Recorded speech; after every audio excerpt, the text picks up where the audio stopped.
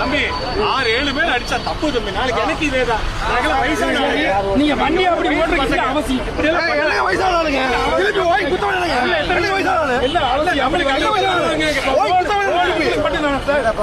Road உங்களுக்கு மட்டும்தானா?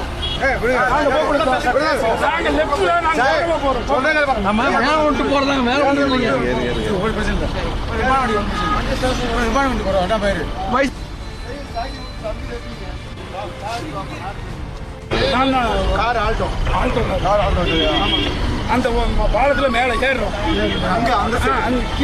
Railway station அங்க போய் போட்டுங்க. தப்பு இருந்தா நீ பேசு. தப்பு இருந்தா நீ தப்பு சாப்பிட்டு சார். நாங்கள் கீழே யூட்டன் அடிச்சு இந்த லொக்கேஷனுக்கு வர்றோம். வரும்போது எங்கள் வண்டிக்கு பின்னாடி இந்த வண்டி வருது. முன்னாடி ஒரு ஆட்டோ போயிட்டு இருக்குது. நாங்கள் இப்படி வந்து முன்னாடி ஆட்டோ போயிட்டு இருக்குது.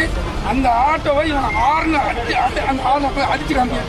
என்ன சவுண்டு ஆறுன அமைக்கிட்டே இருக்காங்க. இப்படி வண்டி இப்படி திரும்புது. திரும்பவும் அவன் முன்னாடி போனவன் அந்த தோசைக்காரன் பாய்ந்து போய் லெஃப்ட் வரான். நாங்கள் லெஃப்ட் வரோம். லெஃப்ட் வர வர இவனுக்கு ஃபுல்லாக லெஃப்ட் வந்து அங்கே குழி கிடக்கு. அந்த குழிக்குள்ளே எங்களை கீழே தள்ளி இறக்கி விட்டு, ஆமாம் காரை கீழே இறக்கி விட்டு இவனுக்கு வந்துட்டானுங்க. நான் விடாத வண்டி இன்னொரு போய் பிடி. இது இன்னைக்கு எனக்கு நடக்குது. எத்தனை பேர் நடக்கும்? இந்த பையன் அடிக்கிறாங்க.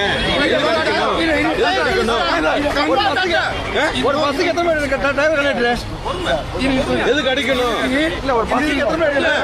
இல்ல இதுக்கு வந்து நாங்க வந்து வண்டியை கூட முன்னாடி போட்டோம். எங்க அங்கலம்போல சிக்னல் வந்து நிப்பாட்டிக்கலாம் அப்படிங்க வந்து நிப்பாட்டிட்டோம். நிப்பாட்டிட்டு வரீங்க யாரையும் அப்படி இந்த வண்டியை கட்டக்கூடாது. நான் சொன்னதை சாக்கு இறங்கி வைக்கல. என்ன வண்டி ஓட்டுறது இறங்க உனக்கு தேவை இறங்க உடனே வந்துட்டானுங்க. சட்டையை பிடிச்சி அடிக்கிறது. இந்த அச்சம் ஓட்டு